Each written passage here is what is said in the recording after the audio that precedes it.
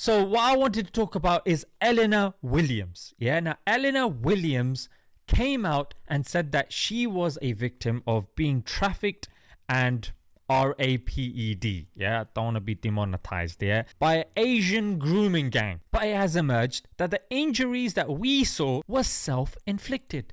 Yes, she did it to herself using something called a claw hammer, which she bought from Tesco, mate. We're doing another review video of a popular Muslim YouTube channel, Smile to Jannah. Like and subscribe and share and comment and all of that. Also, you could become a Patreon and support this channel if you like to. Hit the bell notification so YouTube tells you when we're going live. It's haram if you continue watching the video without liking the video. My name is Armin Navabi. This is the Secular Jihadists. Let's get started.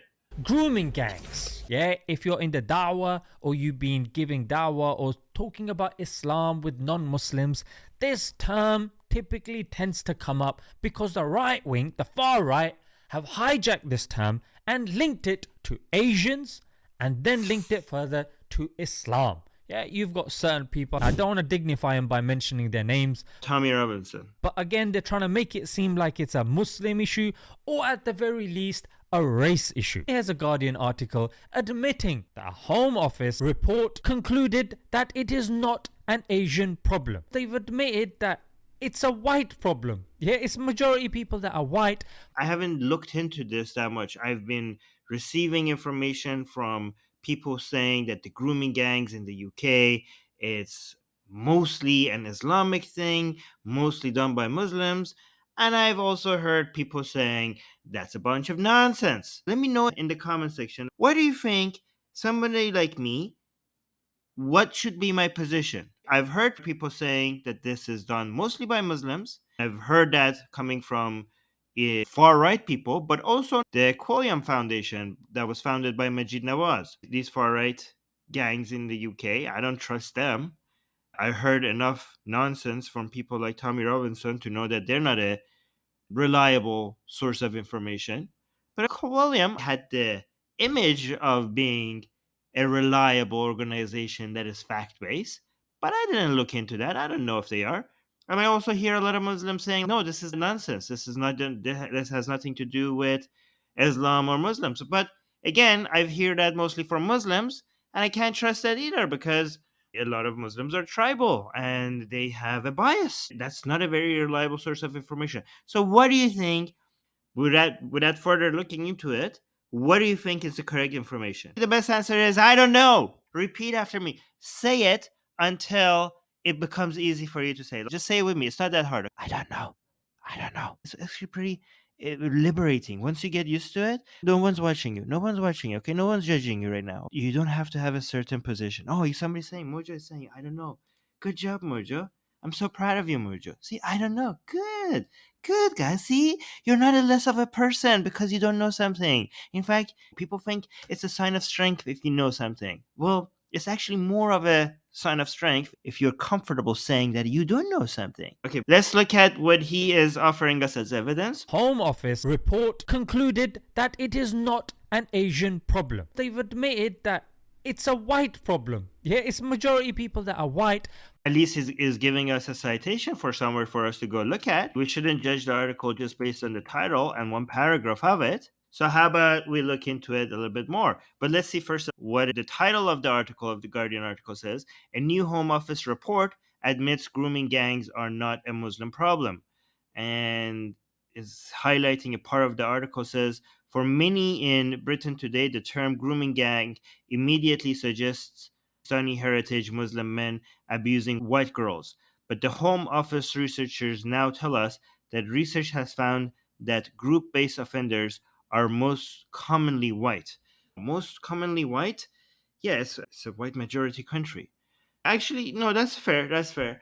So there's two claims here. One claim is that these grooming gang are mostly Pakistanis. If the research shows that they're most commonly white, then that research would debunk this claim that the grooming gangs are most commonly white. That's exactly what the Quilliam Foundation claimed. We will look into it. There's another claim, it's a milder claim, that it is still mostly white, but Pakistanis or Muslims are responsible for a higher proportion of the grooming gangs relative to the percentage of the population. Let's say if they are 5% of the population, the grooming gangs represents, let's say, for example, 30% Pakistanis, which is a higher percentage than that 5%.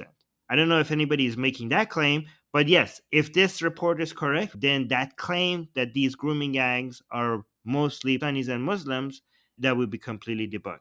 He's responding to people who are saying the grooming gangs were mostly Pakistanis or Muslims. So this is a fair rebuttal. If he was responding to the claim that they are proportionally higher, this wouldn't be a fair rebuttal. It's a white problem. Yeah, it's majority people that are white. Let's continue. Let's look at the Guardian article. The article says, this week marks a watershed moment in a decade of discussion of grooming gangs. A much anticipated Home Office report has conducted that there is no credible evidence that any one ethnic group is overrepresented in cases of child sexual exploitation. So that's a pretty significant claim, that there is no credible evidence that any one ethnic group is overrepresented in as a whole, or overrepresented in relationship to the percentage that demographic is within the overall population of the country. For many in Britain today, the term grooming gang immediately suggests Pakistani heritage Muslim men abusing white girls. But the Home Office researchers now tell us that research has found that group based offenders are most commonly white. What started as a far right trope had migrated into mainstream, meeting little resistance along the way. That's not really fair. It did meet a lot of resistance. In 2011, The Times and its chief investigative reporter, Andrew Norfolk, claimed to have uncovered a new ethnic crime threat, shrouded until then in a supposed conspiracy of silence. The racial stereotype gained credence when the Quilliam Foundation, a controversial counter extremism group, claimed that 84% of grooming gang offenders were Asian. This Quilliam Foundation is a foundation that was founded by Majid Nawaz. And I remember when this report came out, Majid was all over the place reporting this and saying that they have unearthed the truth. The grooming gangs narrative fed into the agenda of the far right, but it was not only there that the issue was racialized. The Labor PM, for one, wrote a now notorious article in The Sun in 2017, for which she resigned as Shadow Equalities Minister. The 2-year study by the Home Office makes very clear that there are no grounds for asserting that Muslim or Pakistani heritage men are disproportionately engaged in such crimes. And citing our research, it confirmed the unreliability of the Quilliam claim. The horrific and widely reported crimes committed in places such as Rochdale, Oxford, and Telford were real, but racist stereotyping and demonization deflected from that. The claims that grooming gangs were not properly investigated due to political correctness and a fear of being accused of racism are heavily undermined by decades of research highlighting the consistent over policing of minority communities. It is time to call off the witch hunt. We need finally to accept what credible research has been telling us for years, that child sexual abuse is not a Muslim problem, but is endemic to virtually all communities. The common denominator is not immigration, race, culture, or Islam. Child sexual abuse is the product of a complex interplay of patriarchy, power exploitation, opportunity, and disregard for children. Okay, but wouldn't the whole patriarchy be more seen in more conservative communities? So, yeah, if this is true, then obviously all those claims are wrong. I do want to see a less narrativized explanation of the research. This is good that this research is being shown to us, and I am now more inclined to think that this whole claim that this is a Muslim or Islam problem or a Pakistani problem, that whole thing being wrong. But I would prefer to see somebody explaining to me this data in a more objective way. But this is good enough for me to, for now at least, agree that those claims are false. Again, I'm not married to this position. I'm not holding on to it, but I am now more in the camp of this whole grooming gangs being an Islam or Muslim thing seems to be false, but willing to change my position. What do you guys think? Are you guys convinced by that Guardian article? How skeptical are you?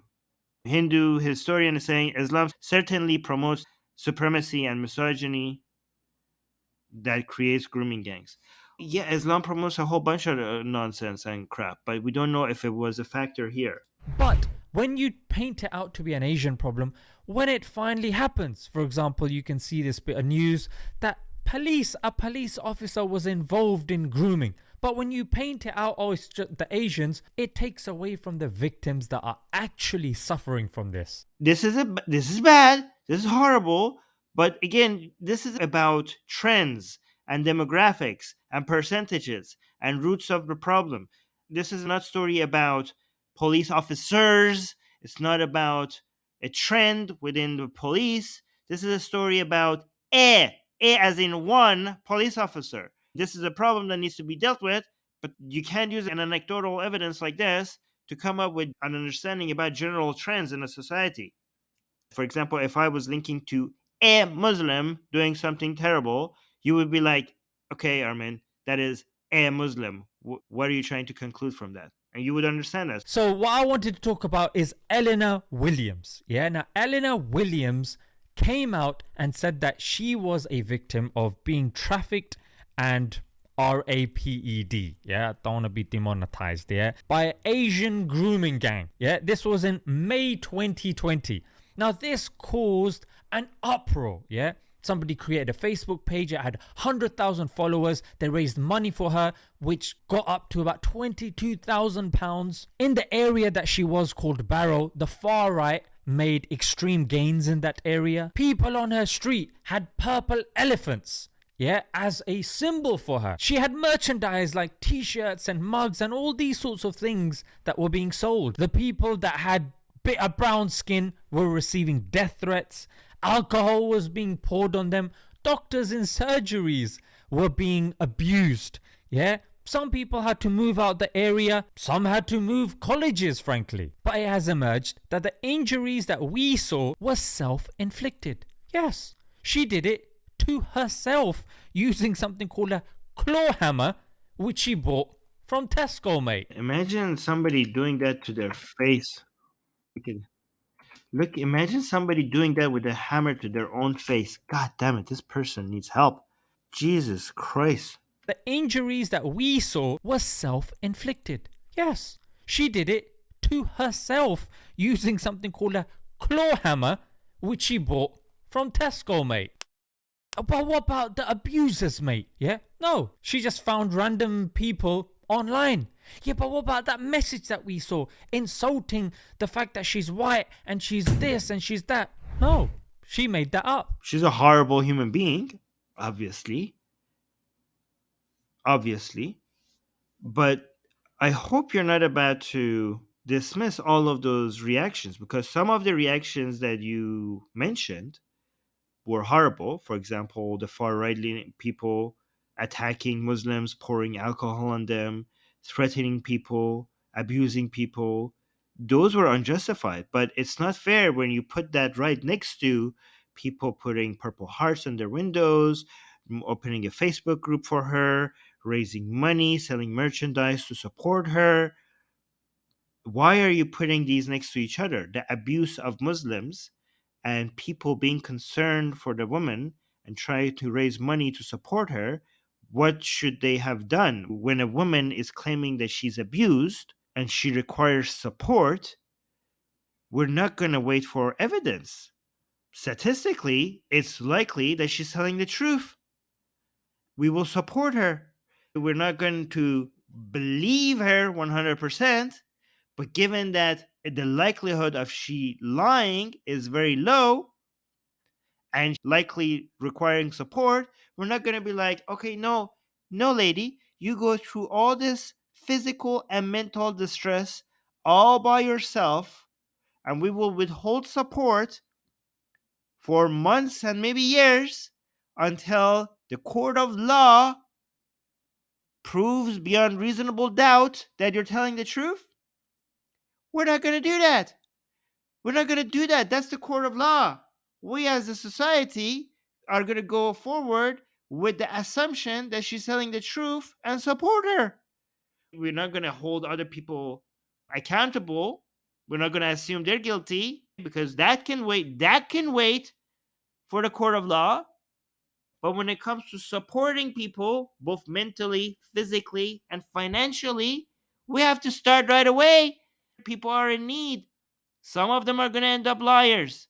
But we're not going to withhold support. We shouldn't be withholding support for the majority of the claims that are true based on a small fraction of them that end up being lies. Do you know how many women and even men are going to be robbed of a lot of useful support just because we're using a few bad apples as an example for why all of them could be lying? That doesn't make any sense. Now, this caused an uproar, yeah? Somebody created a Facebook page. It had 100,000 followers. They raised money for her, which got up to about £22,000. In the area that she was called Barrow, the far right made extreme gains in that area. People on her street had purple elephants, yeah, as a symbol for her. She had merchandise like t-shirts and mugs and all these sorts of things that were being sold. The people that had bitter brown skin were receiving death threats. Alcohol was being poured on them. Doctors in surgeries were being abused. Yeah, some people had to move out the area. Some had to move colleges, frankly. He is belittling all the support that people have had for her. That was good. That shows that the community steps up and supports somebody in need. They cannot just withhold support just because it could be a lie. The parts that they shouldn't have been happening was the abuse of Muslims. But why would you put these horrible actions side by side with acts of support for a fellow human being? These things are not like each other. They don't deserve to be put side by side with each other. You said, oh, people were financially supporting her. They were making Facebookers for her. And they were attacking Muslims, pouring alcohols over her. Well, hold on a second. These things are not like each other. A few of these things are not like the things that you mentioned before. The injuries that we saw were self-inflicted. Yes, she did it to herself. She made that up. Despite all this, the MP of the area called Simon Fell goes, she's a victim. Oh, poor girl. She's a victim and she needs our support. What should you do? That's the assumption that you should go forward with. Imagine somebody comes to you and they're bleeding and they're like, somebody has attacked me. Please help me, sir. Help me. You're going to be like, hold on, lady. How do I know that you have not done this to yourself? How can I be sure that all this bleeding is not self-inflicted? That doesn't make any sense. You're going to be like, oh my God, okay, lady, let me call the cops. Let me help you. Oh no, you're bleeding. Let's help you. That's what you're going to assume. Is there a possibility that she has done this to herself? Of course. But would it be reasonable for you to assume that? The odds for it is low. It's justifiable and rational for you to assume that no, somebody's abusing her. Why are you making fun of that? You know how dangerous it is for you to make fun of that? This is radical skepticism. This is not 50-50. Okay, yeah, there's a very small chance that she's lying, but it's unlikely. If you spread this idea that something that could be 1%, you're portraying it that it could be 50-50, that's going to make people withhold care, withhold support. That's dangerous to victims. What about the other people, mate? I swear there was this one guy who received like 500 death threats. There's one guy whose marriage broke. People that were living in fear in that area. Somebody, he claimed to have received 500 death threats. Why are you believing this guy then? Somebody else just claims that he received 500 death threats. Why are you not being skeptical here? You're doing whataboutism on other people. Why can't somebody do whataboutism on you? You're saying she shouldn't have been believed, and this guy should have been believed? How do you know he's telling the truth? And let's say he is telling the truth. What does that got to do with her? So yeah, poor him. He shouldn't be receiving 500 death threats. Why do you think this is a competition? We shouldn't pay attention to the woman who has likely been abused, ended up not being abused, but at that moment it was justified for us to believe she was abused. We should not show her care and support because somebody else is claiming that they have received 500 threats. Why are you thinking that this is a competition between white people and Pakistanis? Maybe we should care about her and him. Maybe this is not a battle between Muslims and non-Muslims or brown people and white people. Maybe we're all just need to take care of everybody. This is what happens when you have a collectivist mindset and a tribal mindset, and everybody has to look after their own people rather than thinking we're all in this together to try to make everything better for everybody. I swear there was this one guy who received like 500 death threats. There's one guy whose marriage broke. What about that? No. The poor girl. I mean, there was something inside her. Who's saying no? People's lives have been broken apart. That's bad. People have received death threats. That's bad. That's all bad. Why are you doing whataboutism? You're literally saying what about them? Such an obvious case of whataboutism. What about the other people, mate? People that were living in fair in that area. The race divide that it created. Race divide that it created, you are doing the same thing right now. You're saying, what about these brown people? What about these Muslim people? We don't care if they're brown or Muslim. We care about the fact that they're being abused. You're putting them against her. Why is that not justified for us to be also concerned about her? So this is quite interesting as well, because some people have the opinion anytime a woman mentions sexual abuse or something similar, you have to take what she says and that's it, mate. Wait, no. The correct position is for you to assume that there's a small chance that she's lying. Women who come and claim that they're abused, the vast majority of them are telling the truth. There's always going to be a few that are lying. We know that there's a chance that she's lying, but the justified position is for you to think that is unlikely. That is unlikely. What is the cost if you end up being proven wrong? If you don't abuse people, don't attack Muslims, don't attack Pakistanis, only do the justified reaction, which is showing her support and care, there's some money that is going to be lost. But given how many people who are telling the truth need that support, that money that you lost over supporting her, the time and effort that people put in supporting her, if that was wasted, it's worth the waste. Because if we withhold the support, the cost to all the women or men who are being abused, the emotional, physical, financial harm to them is going to far outweigh the money that you have lost in those few examples that you gave to people who claimed that they needed the support and didn't. Support her, raise the money, support her financially, physically, emotionally, everything. If you lose all that money, if all that money and all that time and energy is wasted, it's fine. We did the right thing. We did the right thing. No, that's the other extreme. Yes, on the one hand, some of their cases are not being taken seriously, but the other extreme is you're not taking any evidence on board either. Some things need immediate reaction, and evidence for certainty requires time. So how do you handle this? Given that evidence for certainty requires time and people who are victims of abuse need immediate support. It's not black and white. It's not 0 or 100. You go based on probabilities. You look at stats and you see that the vast majority of the cases, people who are claiming that they're abused, they're telling the truth. So you assume that until proven otherwise.